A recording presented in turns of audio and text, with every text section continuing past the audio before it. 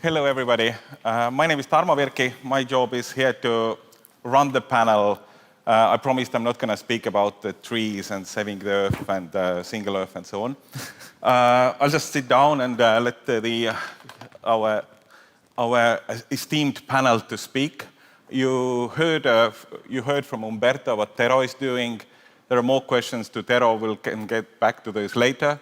You heard what Mari is doing. Marian, maybe you say few words about what Gelatex is doing. Yeah, sure. So my name is Marian. I'm the co-founder of Estonian materials technology startup Gelatex. And very shortly said, we make materials that give the right texture for cell-cultured meat. So for meat that is made from animal cells, but without hurting the animals, but instead of growing the meat inside the animal body, it's grown in bioreactors. And like, if now talking about climate impact, then the conventional meat impact in the world is that 30% of fresh water is used for animal agriculture, 2/3 of arable land, 15% of greenhouse gas emissions, and actually 70% of all antibiotics in the world are used for animals. Now, cultured meat can reduce the energy and water consumption over 90%. There is no antibiotics used, and land use is actually 99% smaller. And yeah, what we do for that industry is that our materials, we have two products, one that helps the cells to grow faster in the bioreactors, and the other one that gives the right texture for the meat. So the meat which will be like meat when you bite it. Yes, exactly. But it's not meat. It is meat. It's a real meat. So it's just not grown inside the animal. Yeah, so it's not but it's actually not animal meat. Not vegan then. I mean, depends what is vegan for you. I mean, look at me. Vegan is, friends for me. Because if vegan is something that is non-animal, then like it doesn't have animal protein. Then yes, like this meat has animal protein. But if you're vegan because you don't want to hurt animals, then I think it's vegan. Mart, what's your role in the Estonian government structures? Yeah, it's Enterprise Estonia specifically, and more specifically, applied research program, which aims to, I guess, support companies, startups, small mature companies to do innovation. We support their applied research activities with, I'd say, substantial amount of money. And so they would basically minimize the risks of development, technological risks. And obviously, if you start building something radically new, then the risk of you failing technologically is huge. So usually it helps if governments pitch in and take part of the risk for you, I guess. And I think government, I mean, you're kind of not really in the government, more like in a technical support structure of it. But I'm just thinking that for the untapped opportunities to kind of emerge for the companies, you often need government role in it, support to enable something like growing the cell-based meat. It's not going to be first marketed in Estonia, right? No, but I wish it was. I mean, the regulations are not in place for that. But yes, we don't have any customers in Estonia at the moment. We have like customers all around the world, but the first products that are on the market are only in Singapore at the moment. How could we make Estonia to be the number 2 on this market? That's one question that I have as well. Mart, can you help us answering it? Yeah, I mean, it's not something Enterprise Estonia is likely, or the applied research program is likely going to do, but often in these radical new innovations or new business models or new ways of life, you need to talk about it, I guess, to show and convince everybody that it's safe. It's, I don't know, I guess tasty, or This maybe is less important, but the tastes safety... exactly the same as regular Yeah, meat. I bet. But the safety issue and also the, you need to... Yeah, essentially, I guess you need to convince everybody that it's worthwhile pursuing, worthwhile getting these regulations in place, I guess. And when looking at it from Estonian perspective, you probably need to convince everyone in Brussels, or would Tallinn do? I would think that if you convince Tallinn, then convincing Brussels is definitely easier once you've convinced somebody in Tallinn. Okay. Yeah, we are aiming to already slowly doing the first steps actually in this process as well. But I think Estonia definitely has a huge potential in being in the forefront in this area in the whole world. And right now we're seeing like Singapore and Israel and US seem to be a little bit more advanced, but EU is taking things slowly at this point. That's very typical for the EU in general. Mari, is investors the part which could somehow, break that bottleneck, so to speak? Yeah, I hope so. Like, I'm a little bit biased here because I'm Finnish investor, and I think you Estonians are super innovative in everything. But yeah, definitely, because change happens there where is money. So if investors will decide that this is good, the change will happen. Maybe a little bit bad example, but think about how Uber came to Finland, for instance. Like, they had an option to come to ask the taxi union, which is very strong in Finland, that please, can we come to Finland? But instead of doing that, they convinced all the public with the investor money, because they had resources, they teach the public that instead of going to schlossy rain in November after your little Christmas party, after karaoke, be cold and wet in the middle of night waiting for taxi, you can order the taxi right from the warm karaoke bar. So basically you can ask resources, like money resources from investors, drive that change, turn the public opinion to your side, and then push the regulations and lawmakers to do things also. But I think it's an opportunity for collaboration, because you can do that both sides. Like now, when the regulatory parties are driving, like they are the part of driving force of GreenTech, untapped opportunities that we are talking about. Like, obviously the businesses get interested about that, and that drives the investments. So, yeah. It's basically building an ecosystem. Yeah, exactly. For things to change. But have they sorted out the Uber, Bolt, Finnish taxi system? I remember it took over years and years and years and years. Has it been sorted? Are they now operational in Finland? Yeah, they sorted it out. Okay. Yeah, it was banned for 6 months, but because the public opinion was so strong that we want this, and Actually, consumers. Yeah, consumers. Wow, because we've been talking 2 days here about how consumers will come to save us, right, Yeah. Umberto? You had something to say about our focus on consumers here, right? Yeah, I mean, I do work in a consumer startup as well, but my focus is never so much on placing the responsibility on consumers. I think consumers want choices, they want to have whatever they have, but who gets to choose what choices are available are the governments and the businesses. From a business point of view, you're mostly focused on your competitors, and if your competitors and you are both having the same standards, for example, like a carbon tax, or if you're both having to worry about recycling the products and these kind of things that we've talked about, then by being on an even playing field, the businesses can adapt very easily. So it's about placing that responsibility on the governments and the businesses, because that's where really the systematic issues are. And we've seen that a lot of the campaigns for the personal carbon footprint, all these things, were just big PR stunts from big oil mostly, with the idea of shifting the responsibility to those who can't really change. We don't have leverage. One person can change very little. Yeah, you can become vegan, you can fly less, but much bigger leverage is a politician signing a piece of paper, and that gets into law all over Europe, you know? Okay.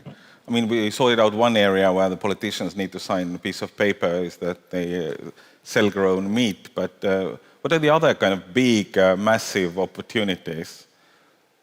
I mean, Mari, you're looking with a wallet into this sector. What kind of fields you're looking in the GreenTech now? GreenTech, like the climate change is definitely one big area where you can make the difference in many ways. Like I think the emission compensation is one area, but changing the behavior in a way that there is no emission to compensate would be, well, basically fixing the core issue. But I think like I just had like very interesting discussion about like other opportunity that I have been thinking about. Like years ago, I was involved in one project where they were in clinical environment, like curing cancer cells with substances that they sourced from coral reefs. So basically the question would be that what kind of like health tech related opportunities there is available in rich biodiversity that we don't even know yet, but it's not interesting because it has been in the historically it has been better business to do fishing by blowing up the coral reefs than sourcing resources to cure cancer from them. So basically, I don't even know yet. Like we don't know. That's the untapped potential of. I think GreenTech. like health and sustainability or climate overall, they're like so connected actually, and often maybe not that much talked about. I think that I think like for instance with cultured meat, what for me was the most shocking was how many antibiotics are used right now for. In conventional meat production, and so actually we can make much healthier and cleaner meat in that way. But there are like many other examples like that, and anything connected to like CO2 emissions and so on. It's directly not just like impacting climate change or something, but actually our health. Yeah. And maybe if there would be more focus on that. Aspects, maybe this feels closer to people somehow, even sometimes, rather than talking about rainforests that are far away that I'm not like seeing immediately. And also we are kind of hampered by our good situation here in Finland and Estonia, where we are actually the only two countries in the world which are benefiting from climate change. Or I mean, it's the reality. The weather is getting better, right? Any complaints? No, right? So, talk about antibiotics. So my background is in molecular biology and this type of area, respiratory viruses. And interesting thing about the antibiotics and the culturing animals. This example highlights how everything is connected, because using antibiotics and various other drugs in animals has made them has made pathogens resistant to them, and this resistance spreads around and also affects the pathogens that infect humans. For instance, for influenza drug, one was used heavily in the 80s in China in animals to prevent the influenza in poultry, and now all influenza strains in the world are resistant to that antiviral. So it shows how connected everything is, and how sustainability actually can make you, I guess, live longer or use the drugs that you have more efficiently and things like that. So I guess it's a cool thing to do. So the crossover of climate change and healthcare is definitely one of the opportunity. I haven't seen any companies. Maybe somebody has seen. No hands up. He's doing something in that field. Yeah, why not? Thanks. I've just arrived from the UK today, from England, and I must say I'm kind of inspired by the youngsters that industry and so vocal, especially against, I use the term green industry from shareholder BP, so long may it continue, because I think some of my generation have been very kind of brought up with business models and quite linked. And it's great how you're kind of creating business models where I think some old ways of thinking go, gosh, where's the bottom line? But actually a project in relation to what people were describing themselves involved in a European project about 7 years ago. That I managed a team in Aarhus, second biggest island of Denmark. We put some low-cost air pollution sensors on the bicycles. And it was at the time I was struggling in the UK, talking to London boroughs, councillors, politicians, air pollution that particulates that are coming out of engines exhaust, and they're still coming out of brakes. So at the moment, vehicles is the next issue that you try and focus on. But we were just getting no traction at all, because everyone was saying, you can't see it, and it would cost money to explore it. And actually what was really useful is I became aware through the science that there were increased rates, there was just kind of correlations of increased rates of stroke and heart attacks, it coming out in some of the medical literature. And so we linked it with some of the more open data that was in Denmark, and just showed on high polluting days, these people who are kind of going along artery routes to work or to socially in the evening, they're putting themselves at risk. And it was only at that stage where you can link that to the health system, the UK NHS, and show, well, actually, Mr. Politician, we have a new one, if you've heard, in the UK. You've had a few since over the 7 years. You've had like a classroom full of them. That's realities. But I mean, there has been companies, but not too many. I was just first, of course, thinking about our region here and our startup scene, and I think in general, the kind of adoption to climate change, kind of what's it called, mitigation, I think in English. There's not too much going on there, but there's probably plenty of opportunities, because I mean, there's no way the world will reach this 1.5 degrees target. We will, most of the world will be boiling. Yes, we will be happy here in Estonia, but that's beside the point. So I think the kind of the mitigation to the changing climate is probably one big opportunity where we need to find ways, or there will be companies popping up left, right, and middle probably. How we can manage to live in a warmer, more wet, more stormy climate. But I just wanted to kind of sum up from that. I really recommend like companies that are in the kind of sustainability field to maybe in their communication put a little bit more focus on the health that is their solution maybe has also, or the health impact, because people are like more willing to, like consumers, I think they invest a lot of money on their health, like gyms and like superfoods and things like that. So I don't know, people have constantly measuring their like I don't know, heart pressure, things like that. So Aura rings and yoga mats and all these kind of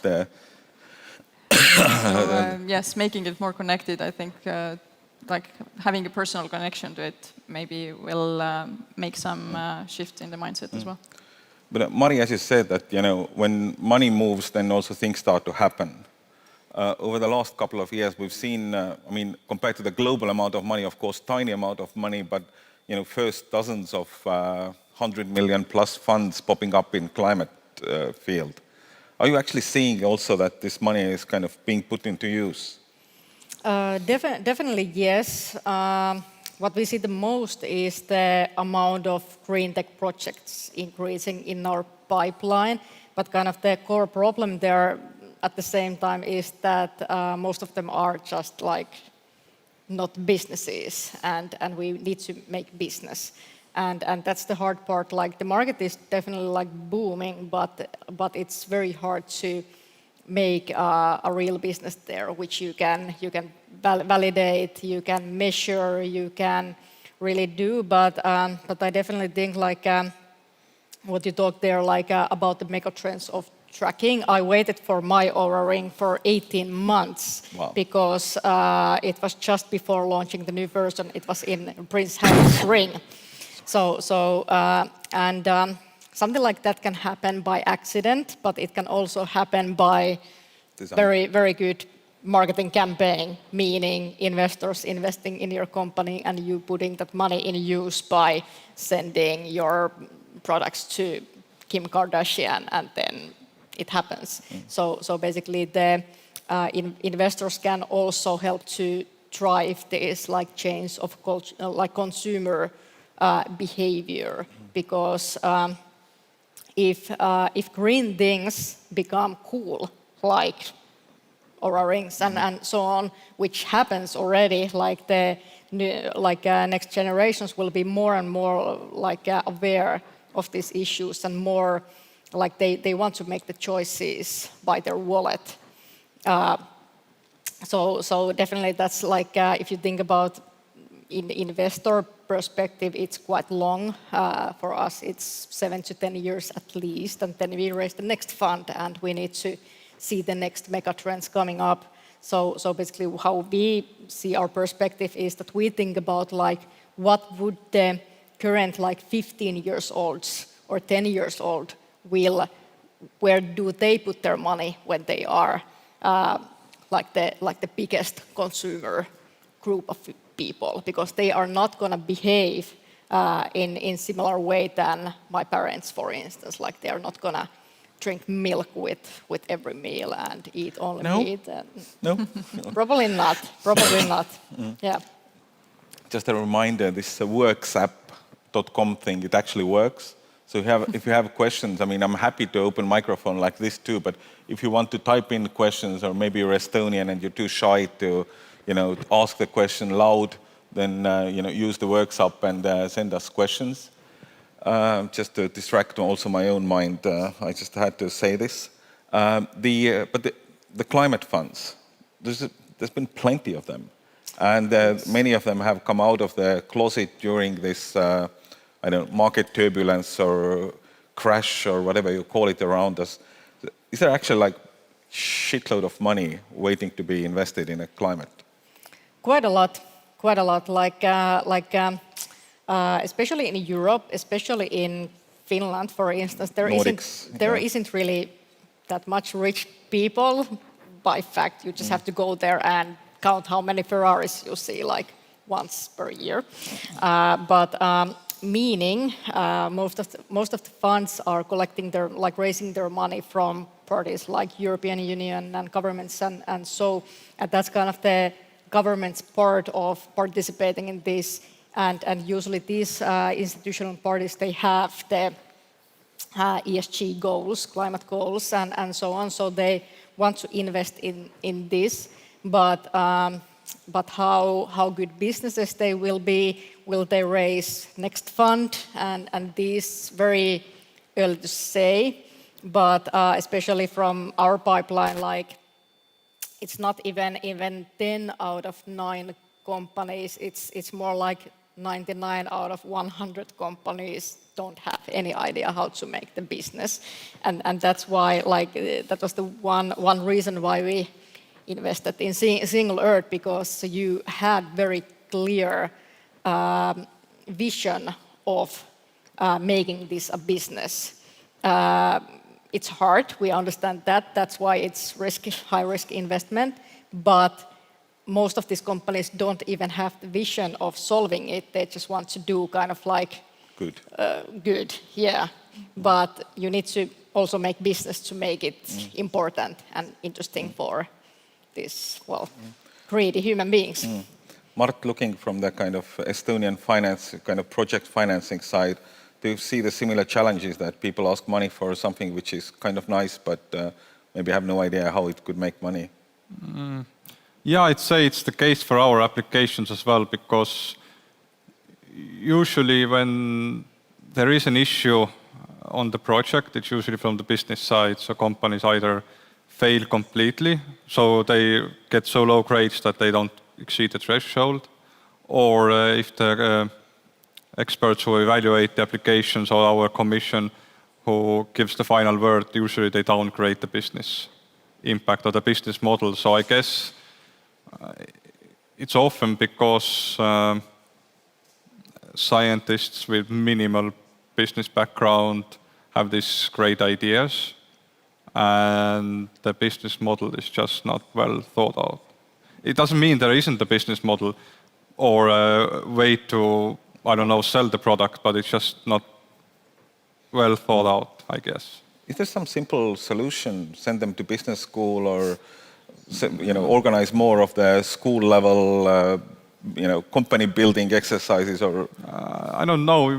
One obvious way is to involve somebody with a business background in your team, but I guess I'm a big fan of internationalization and collaboration on an international scale. So I believe that these type of collaborations that Estonians are still hesitant to do on an EU level, for instance, then these likely will help to broaden your perspective and maybe come up with a more thought out business model. That's another maybe a solution or a way there. Definitely. Umberto, you're so far from me. I've kept you quiet, and you also had a chance to speak longer before. Wanted to ask you about the kind of global. Is your consumers actually understanding that the click on the tab actually saves a trace somewhere? Are they actually kind of all ecologically conscious, or are they just using your browser? Yeah, so right now, I mean, we're still very early on. We have only 50,000 users, and those are very much early adopters. So those are users who are very conscious about climate change and do want to have that impact. I think the ideal stage as we scale this is to also target those users who don't particularly care that much about climate change, but would still use this product for other features, And I think that's really where the change comes in, where you can offer a product that's better for consumers either way, regardless of whether the fact that it is actually also better for the environment. And I think once we reach that point, I think that's where a lot of the impact really comes in. I wanted to ask you, what's the difference between Ecosia and Tero? Yeah, so in the case of Ecosia, so they're the most famous search engine right now. Most famous green search engine. Correct. I think this G word is probably more famous in general. Yeah. And they have about 15 million users. So they've been around since 2009, and they're very focused on the search engine aspect of it. What we're trying to do at Tero is really redesign the entire internet experience. So we're targeting different aspects. So we have this kind of like shopping element, the search element, the tabbing element. We also, I didn't mention this earlier, but we have also a gaming site where people can play games online and save trees as well. So it's really about targeting kind of like this holistic ecosystem. Whereas Ecosia is very much focused on that search engine. They're doing it really well.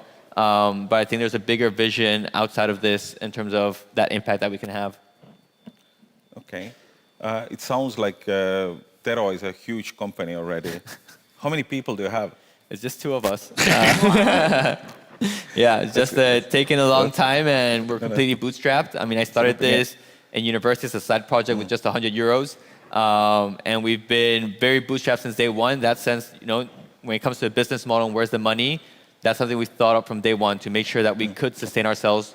We didn't have money to just throw around and try things, And if we have any Finnish speakers in the audience, when they named the company Tero, he had no idea that it's a really common name of the boy in Finland. I know a bunch of Teros. Mari knows a lot of Teros. Mari even has a picture of Tero at home. So. Yeah, my ex had a cat named Tero. Yeah, well, we call Tero. Yeah, I mean, in our case, in Esperanto, which is kind of like a global language, it means Earth, and that's where we got it from. Not from Finnish. Going back to maybe the headline of the panel, Untapped Opportunities. If four of you, if you would need to drop whatever you do now and start something in this green sector, what would you be looking at first?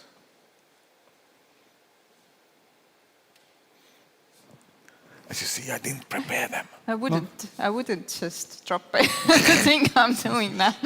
Or if I would have to drop what we are specifically doing, which is the nanofibers for the cultured meat industry, I would start to do cultured meat, I guess.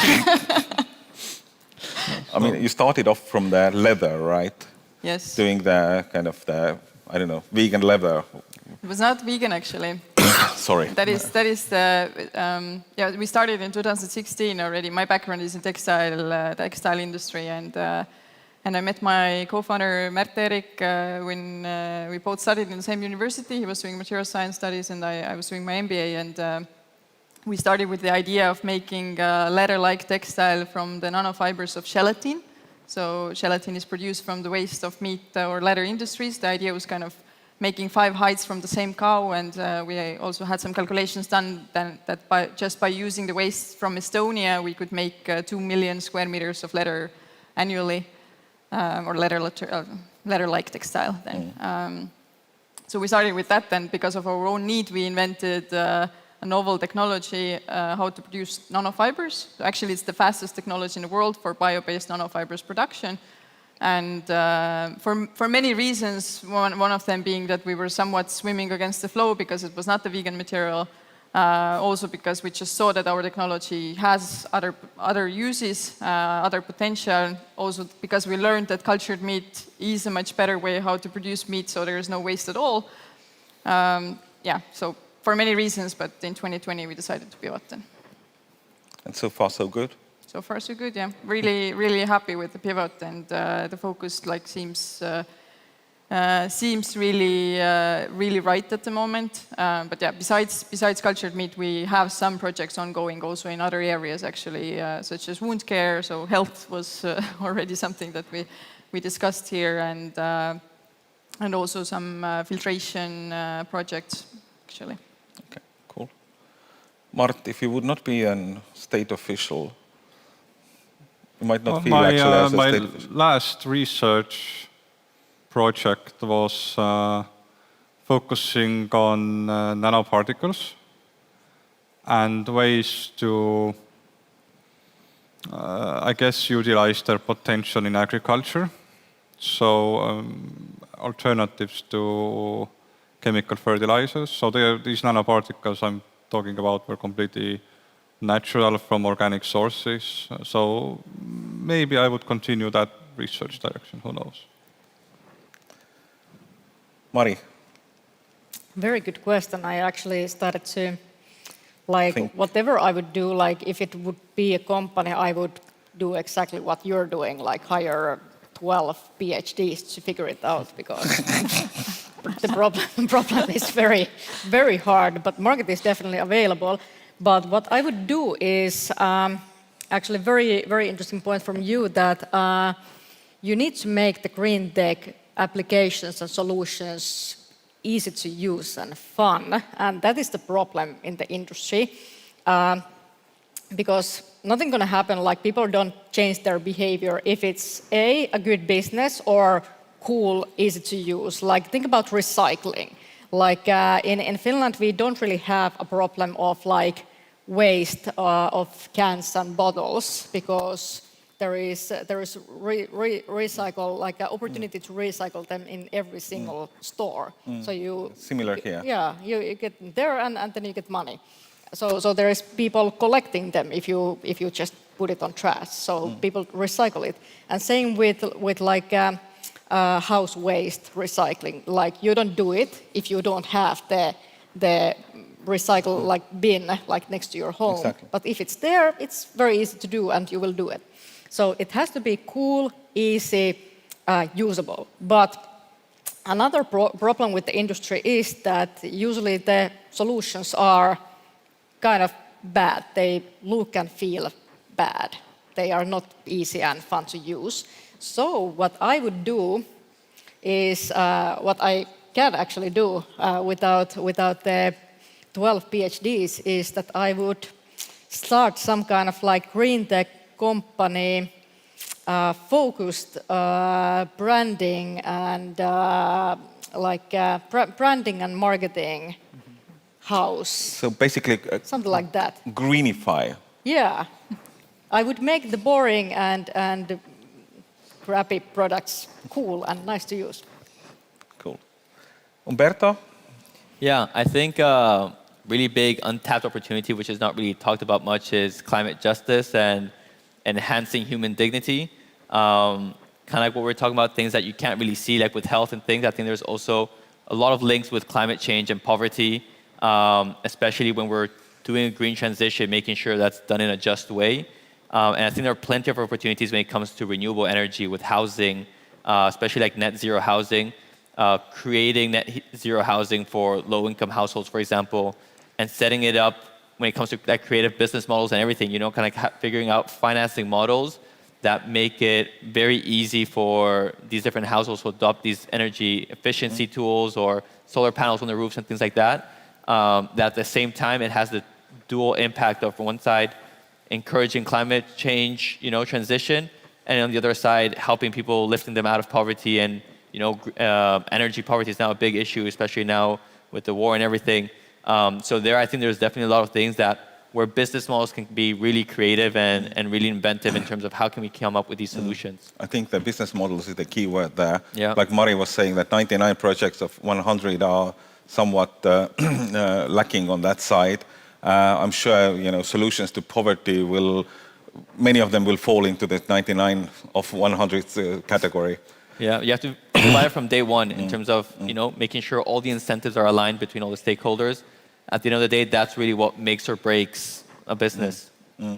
I liked what you were earlier saying, that it's about time to forget this net zero crap. We should be talking about you know, net positive footprint, and that's probably the thing which we don't hear much yet from the, I don't know, governmental stages or the political pledges or the corporate pledges, but that's actually some, you know, the direction the world should go. Yeah, and I think in a few years we will, because I think public opinion will realize that that's what's needed. And sure, it's a bit behind, but I'm optimistic that it will happen. There are a few questions which have come from the audience. One is about safety of meat from animals. The claim, I don't know how to confirm it, says that WHO has listed processed meat in the same category as tobacco. It causes cancer, and there are still no regulations. So hearing, is it safe about cell-based meat, sounds weird. Yeah, but as it was written, or as it was also the question, it was about processed meat. So I think one of the things that is very interesting about cultured meat is that because it's produced in a very clean environment, it doesn't have initially any bacteria inside. So basically, you should be able to eat it raw, actually, as well. Can you just roast salami in a lab? Well, salami, it is already processed in some level, I think. So That's a trick question. So that's maybe more difficult. Not sure.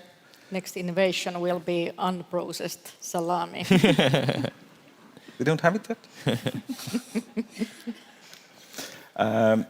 We have good alternatives already on the market that are more sustainable, less harming to the environment, but they are still not really competitive in terms of price. And this matters for the final consumer. Who is responsible of making sustainable products more available? I mean, consumer, sorry. Yeah. No, I think this is really interesting. It happens with a lot of new technologies. So there's a scale to technologies. The first funding is usually coming from government grants that gets the research going. Then it's usually VCs who can take their risk to commercialize different technologies.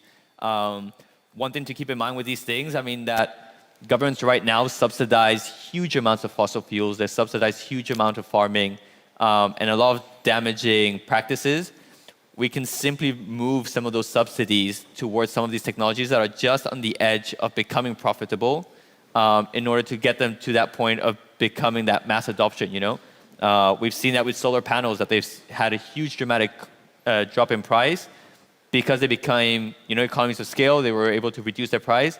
And that was in large part thanks to government subsidies, which got the private sector to invest in that, you know? So I think similar measures can be adopted for different technologies. I think you know, cultured meat will probably have the same challenge in the early days, right? Actually, in like agriculture, if we're seeing right now a lot of agriculture currently, the way it's done, it's very like they couldn't manage Yeah, it's not without profitable. any government money. So And same with fossil fuels. Like Yeah. a lot of them are just simply not profitable. And if we use those subsidies instead for renewable energy, they would be much more profitable, you know? And the same for that, and the same for many climate technologies. We've seen some of the slides over the 2 days to actually kind of make that point, hammer it in the head or whatever you say it in English. There are a few questions about Tero. Does Tero have any duties to educate consumers, or others should do it, or who at all? And if we don't educate consumers, why we would encourage them to play more on the web? Is there any use of that? Yeah, I mean, the idea that we're providing is not so much, again, changing your habits. So we're not looking for you to play more games or to search more or anything, or shop more even.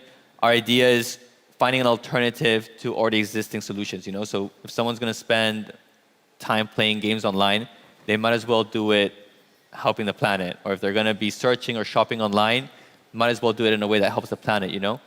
It goes back to that idea of minimizing the harm. Obviously, playing games has some harm. Obviously, shopping, consumerism has some harm, and it's about minimizing that in some ways that we can. When it comes to education, again, I do think campaigns are important. It's a lot about framing solutions, you know.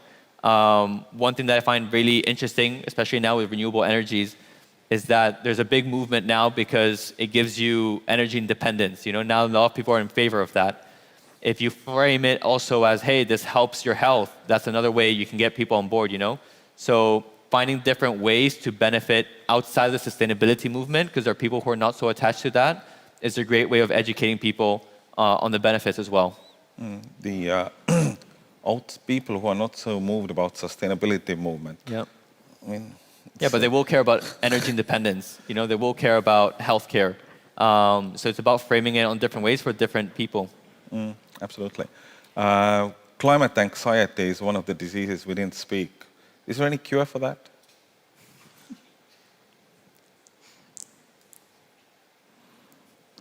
No one wants to cure climate anxiety.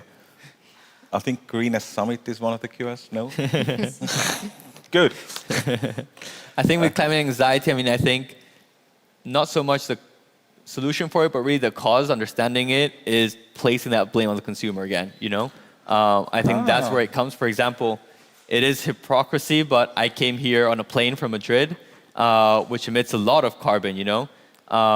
Part of me does feel guilty about that, and I think it's also wrong for me to feel guilty considering that that is the systematic way things have been set up, you know?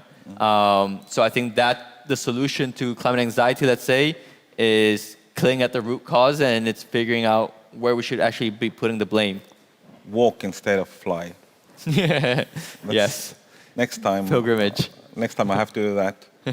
But yeah, like if you consider now how many users you get for your solution, then maybe it's gonna balance it out, right? Yeah, so. I mean, there's always pros and cons, you know. I mean, this is a great educational event also for many people. It's about moving. It's for a good cause, you know. So there's different pros and cons everywhere. But it would be great if, you know, as a system, society, we found better systems for these things. So the last 5 seconds, go and download Tero browser and write to your MP that processed meat, cell-based, cell-grown meat, cell-based meat should be cultivated meat or cultured meat in English. Not processed, pretty much the same thing, right? So that the cultivated meat would be available in Estonia soon. Good. Thank you for the great panel. Thank you so much. Thank you.